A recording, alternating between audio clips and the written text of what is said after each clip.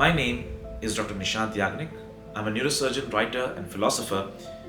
And today I want to tell you about an incident that happened that turned out to be a turning point in my life.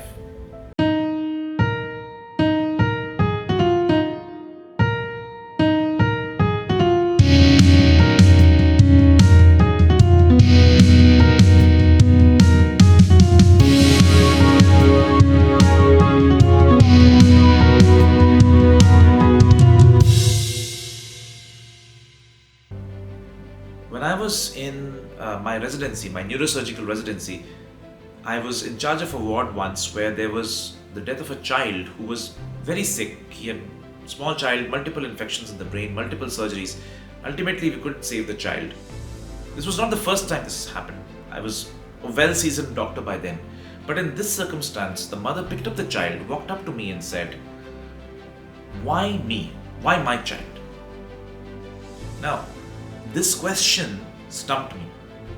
You see, the usual reaction that I had seen when a parent loses their child, many times they still thank the doctor for their efforts and just accept what happened. Sometimes they blame the doctor, they get aggressive, and that's completely understandable. But for this particular circumstance, the mother didn't ask me why the child died. They knew why the child died. What she asked me was, why me? Why my child? And I didn't know how to answer her. I thought of all the explanations. Did God will this? Was it a crime of a past life? All the usual explanations and all the logical explanations that this was just, that this just happens. And then I was in a conundrum. You see, on the one hand, there was the religious explanation that is emotionally satisfying, but it's often very hard to believe in terms of logic.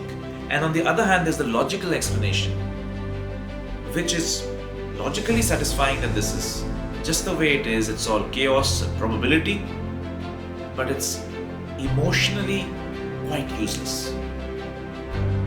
And that's what took me down a journey of reading and understanding for both philosophy and neuroscience. And after a decent amount of study and a lot of time, I finally understood. I finally gained some satisfaction for the question that mother had asked that day. The satisfaction came because I finally understood what she was really asking.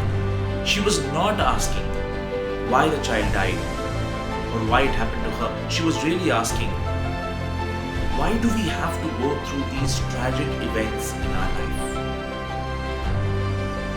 Why do we have to bear the pain and suffering that we all ultimately bear in our lives?